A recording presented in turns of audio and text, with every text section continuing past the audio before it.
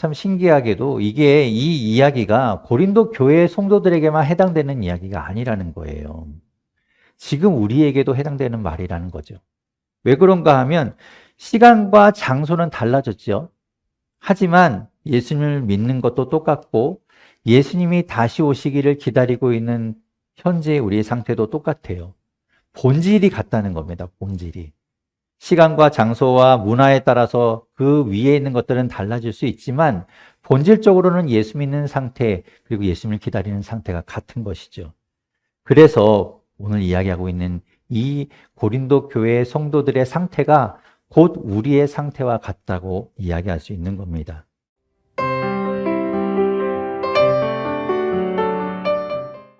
아까 예배 전에 이제 예니가 그런 얘기 했었어요. 친구에게 옷을 사기로 했대요. 중고로 이제 중고 가격으로 사기로 했는데 집에 비슷한 옷이 있는 데를 입고 이제 사게 되는 거죠. 그런 식으로 여러분은 가지고 있는 물건들을 잘 관리하는 편이신가 아닌가 좀 궁금합니다. 저는 제 물건을 잘 관리 못하는 편이에요. 그래서 뭐가 어디에 있는지 얼마큼 있는지 잘 모릅니다. 그래서 뭐 정리 한번 해볼까 이런 생각을 해본 적도 있는데 그렇게 하려고 하니까 너무 이게 일이 많아서 포기한 적이 있었어요. 어, 제가 가진 물건 중에 이제 책이 있는데 제가 핸드폰에서 이제 잘 쓰는 어플 중에 제가 가지고 있는 책, 제가 산 책을 정리해주는 어플이 있습니다. 그걸 좀 잘 쓰고 있어요. 책을 사면 집에 있는 책이 이제 뭐 어쩌다 발견되면 뒤를 보면 여러분 바코드가 있죠. 그래서 그 바코드를 탁 찍으면 그 책에 있는 정보들이 이렇게 착 들어가는 거예요. 그래서 이제 그 어플에 차곡차곡 정리가 되는 그런 어플입니다. 그래서 나중에 이제 뭐 어떤 작가의 책이 궁금하다거나 아니면 내가 가지고 있는 책 중에서 이런 주제의 책이 있었는가 궁금해서 찾으면 이제 검색이 쉽게 되는 그런 어플이죠.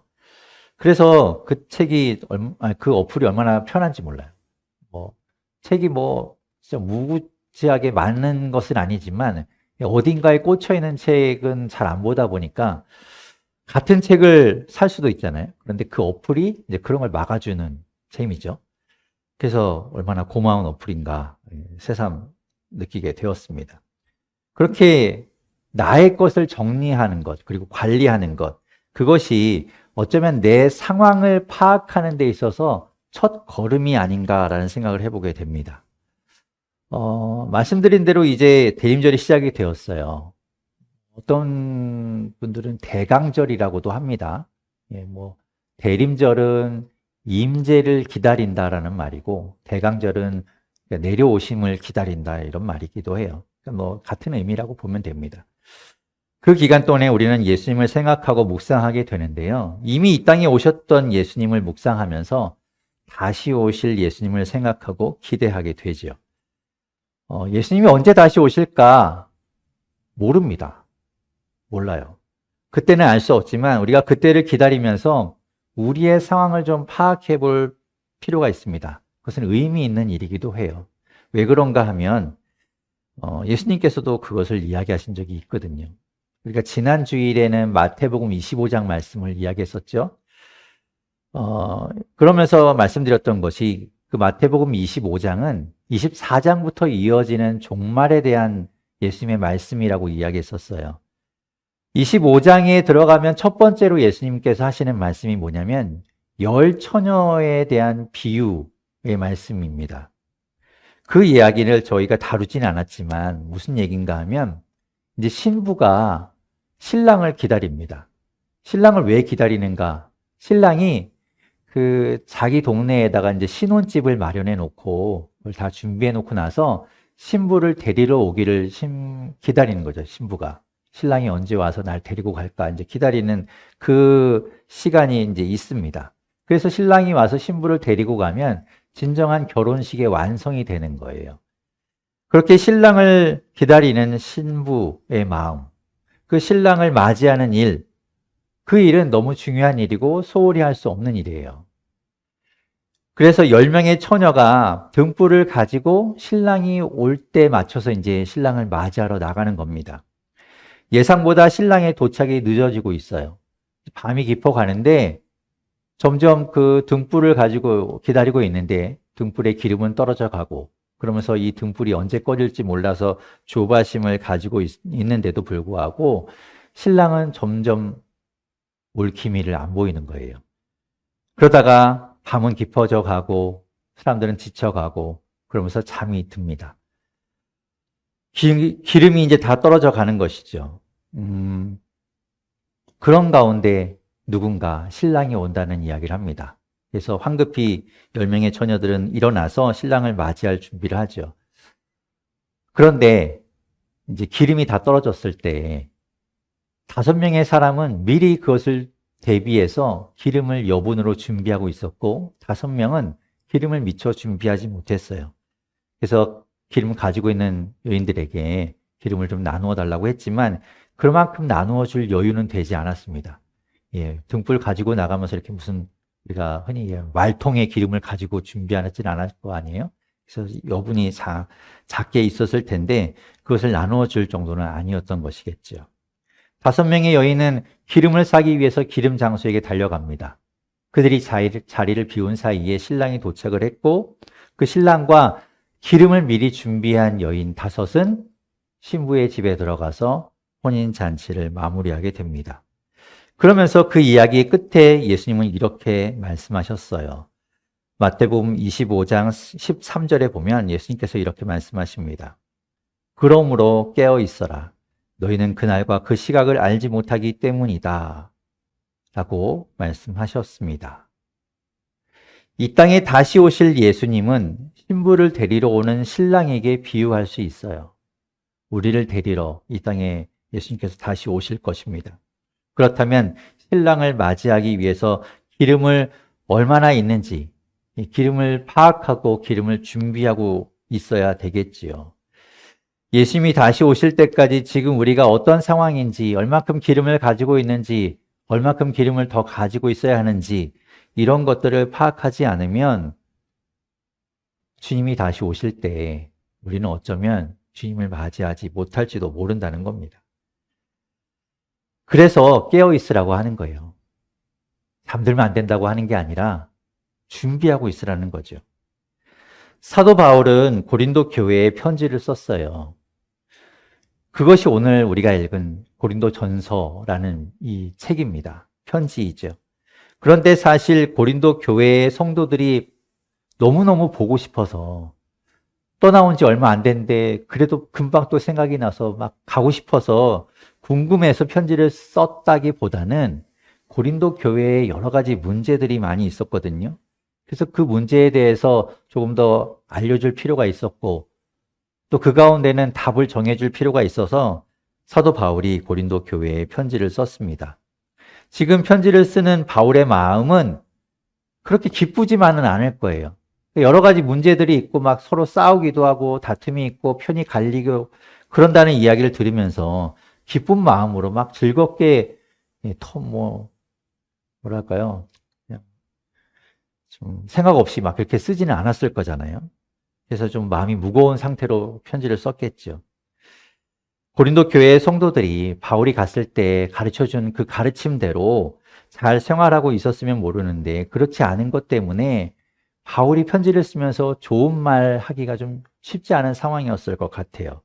그런데도 바울은 고린도 교회의 성도들이 지금 현재 그럼에도 불구하고 당신들이 어떤 상황인지, 당신들이 어떤 상태인지 그걸 좀 보라고 알려줍니다. 사실 그들은 막 교회 안에서 다투기도 하고 이게 오라 저게 오라 그러면서 뭐 서로 싸우기도 하고 그러다 보니까 자기들의 현재 상태가 어떤지를 잘 못 보고 있었을 수 있죠. 예수님을 믿는다고 하면서도 매일 만나기만 하면 서로 으르렁거리고 의견이 대립되고 언성이 높아지고 그러면서 서로 꼴보기 싫고 이런 자신들의 모습을 보면서 어쩌면 자기에 대한 실망감이 생겼을 수도 있고요. 자괴감이 들었을 수도 있었겠죠. 야, 우리가 이러고도 그리스도인이라고 말할 수 있나? 매번 회개의 기도를 하면서도 이거 안 되는 우리의 모습이 이거 참 너무 부끄럽다라는 생각을 했을 거예요. 바울이 없다고 해서 우리가 이렇게까지 볼품없이 망가져서야 어떻게 예수님 앞에 우리가 나갈 수 있을까라는 생각을 했을 겁니다. 집에요, 내가 가진 물건이 아무리 많아도 그게 이제 벽장 속에 처박아 놓고 있으면 몰라요, 뭐가 얼마큼 있는지. 그래서 그것을 모르다 보니까 나는 왜 이렇게 가진 게 없나. 그냥 내 주변에 없으니까 없는 것 천지라고 생각하고 속상해 할 수 있는데 그 물건들을 다 꺼내서 내가 이런 거 갖고 있구나. 이런 것도 있었네. 라고 파악해 보면 그러면 우리가 얼마나 가진지를 아는 것처럼 바울이 지금 고린도 교회 성도들에게 현재 당신들이 무엇을 가지고 있는지, 당신들은 어떤 사람인지 이런 거를 말해주고 싶었던 것이죠.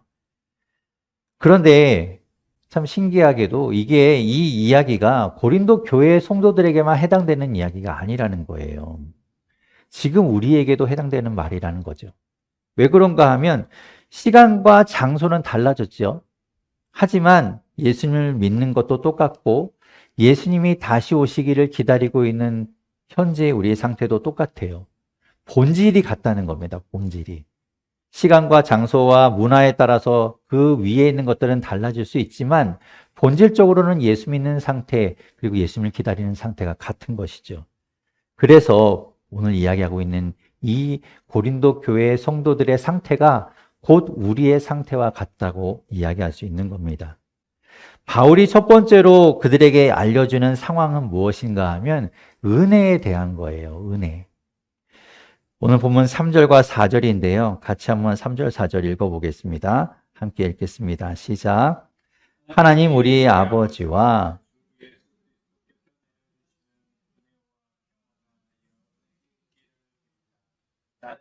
그리스도 예수 안에서 받은 하나님의 은혜를 생각하고 여러분의 일로 언제나 하나님께 감사를 드립니다. 아멘. 원래 3절의 문장, 이 문장은요, 여러분이 성경을 좀 보셨다면 아마도 익숙한 문장일 거예요. 바울이 자주 쓰던 인사말이거든요.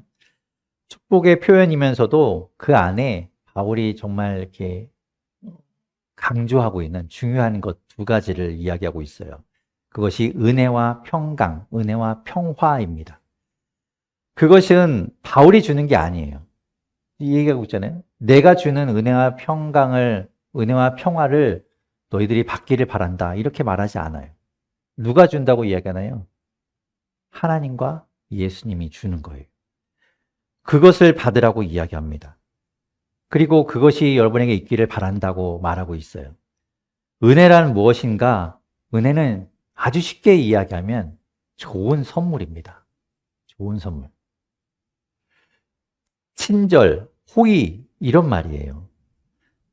그것을 받는 사람에게 좋은 것이죠.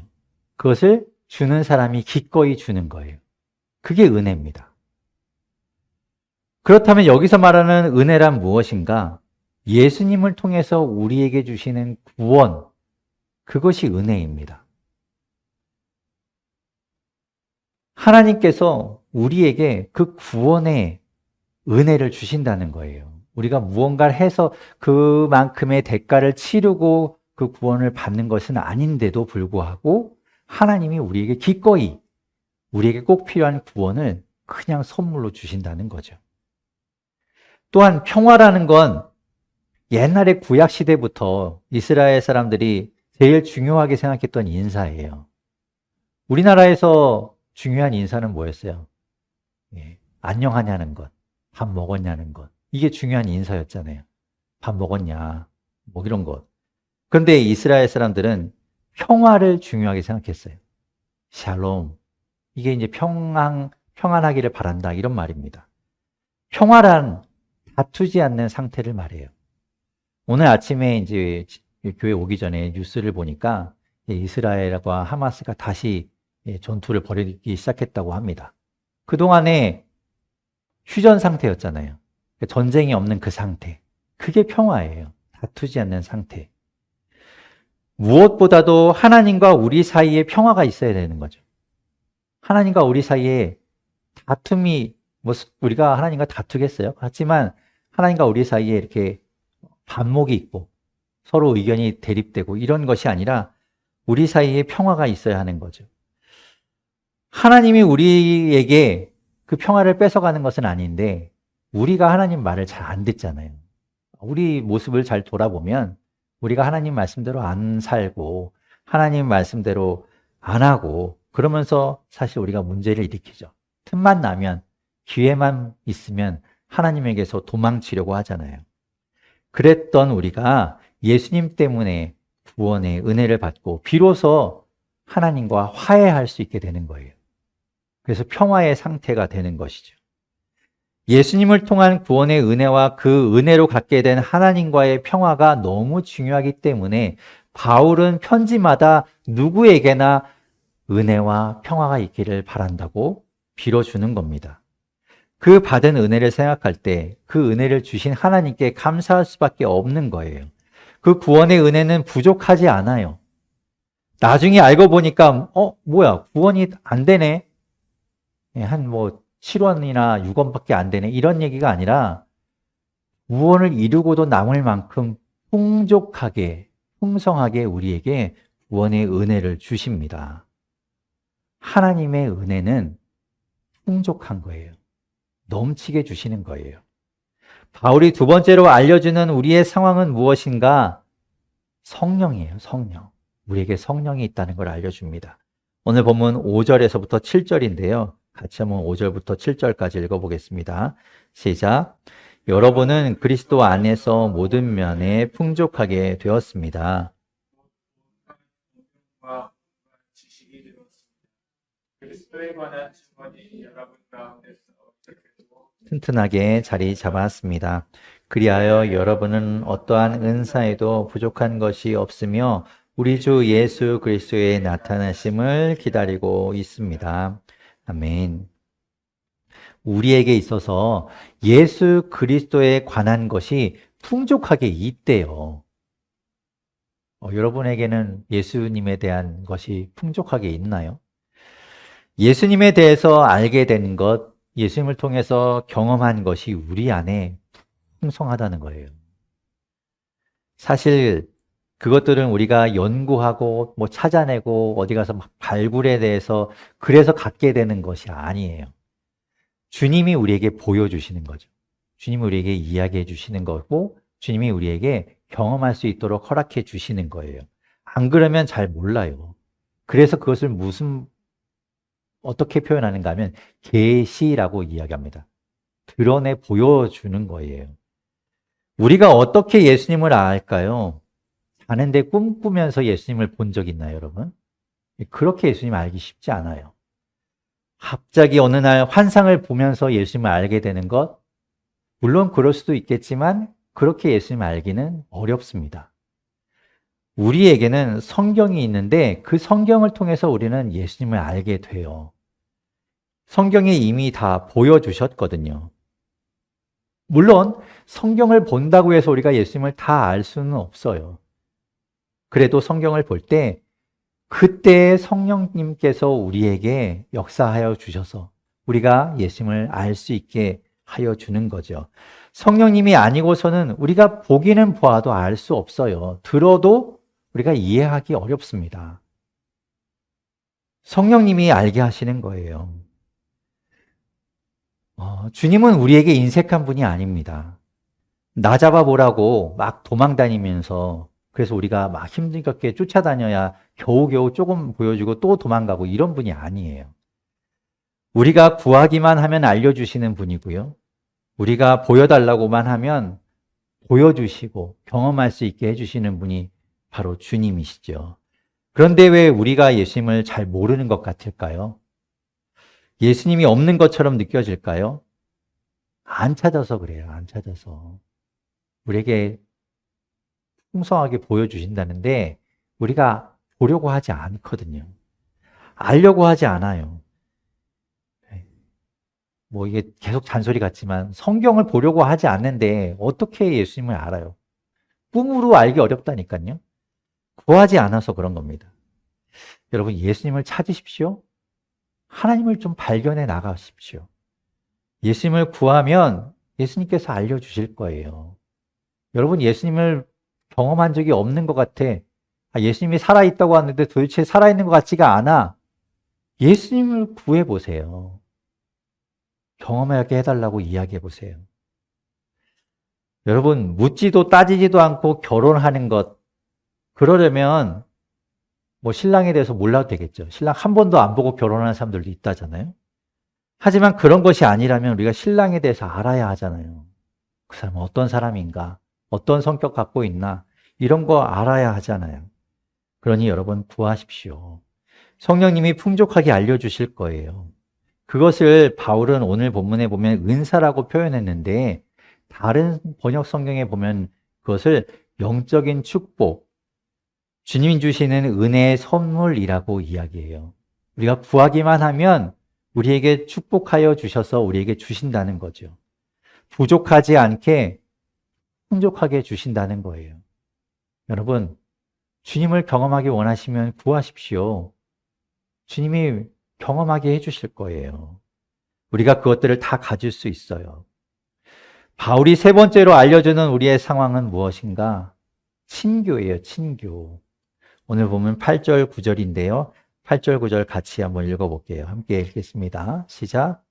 우리 주 예수 그리스도께서 나타나실 날에 주님께서 여러분까지 세워주실 것입니다. 하나님은 신실하신 분이십니다. 께서는 여러분을 부르셔서 그 아들 우리 주 예수 그리스도와 친교를 가지게 하여 주셨습니다. 아멘. 예수님이 다시 오시는 날, 우리는 모두 주님 앞에 서게 될 거예요. 우리 지난주에 얘기했죠? 그분 앞에 다 서게 됩니다. 그래서 우리가 살아온 것, 우리가 행한 것, 우리가 말한 것 다 하나하나 거기에 대해서 책임을 묻게 될 거예요. 그러면서 나뉘게 되겠죠. 칭찬받을 사람과 또 그것에 대한 책임을 져야 될 사람이 나뉘게 될 겁니다. 그때 그렇게 잘잘못을 따질 때 우리는 잘못한 것이 없도록 주님께서 우리를 지켜주신다고 말씀합니다. 그러려면 주님이 우리와 함께 하셔야 돼요. 계속 우리와 함께 하시면서 우리가 잘못된 길로 가지 않도록 잡아주셔야 하고요. 잘못된 행동을 하려고 할 때 그것 하지 않도록 알려주셔야 되겠죠. 그냥 자유롭게 풀어놓고 방치하는 것, 그것이 결코 우리에게 좋은 거 아니에요. 그럼 나중에 우리가 그거 다 책임져야 됩니다. 우리가 한 일에 대해서. 나중에는 되돌리지도 못해요. 그래서 여러분, 주님과의 교제가 필요한 거예요. 주님과 계속해서 우리가 소통하면서 주님과 함께 해야 우리가 잘못된 길로 잘못하지 않도록 붙잡아지는 거예요. 주님과 교제하는 것, 사귀는 것, 함께 하는 것이 복이죠. 그래서 그게 진짜 복이라고 말하는 거예요. 주님과 함께 하는 것. 주님은 결코 우리를 부족하게 하시는 분이 아니잖아요. 언제나 우리를 풍족하게 하시는 분입니다. 우리에게 인색하고 우리를 귀찮게 여기고 우리를 외면하시는 분이 아니에요. 우리가 언제든지 찾으면 주님이 필요해요 라고 말하면 주님은 우리 곁에 계시며 우리와 함께 하시는 분이기에 언제나 우리에게 손 내밀어 주실 거예요. 주님은 우리에게 넘치는 구원의 은혜를 주셔서 풍족한 평화를 주시는 분입니다. 그것이 우리에게 있어요. 주님은 우리가 주님을 더 알고 경험할 수 있도록 성령님을 통해서 더 알려주시고요. 풍족하게 경험할 수 있도록 허락하여 주십니다. 우리가 구하기만 하면 그 모든 것들 다 우리가 누릴 수 있어요. 주님은 우리가 잘못되지 않도록 흠잡을 데 없는 사람이 되도록 우리를 만나주시고요. 우리와 함께 하시고요. 우리가 풍족한 교제, 친교를 나누시면서 우리를 붙들어 주십니다. 우리를 지켜주세요. 그러니까 우리가 주님이 오실 때까지, 주님이 이 땅에 다시 오시는 그날까지 그 모든 것들을 풍족하게 누리면서 살아가야 되겠지요. 우리에겐 그런 권한이 있어요.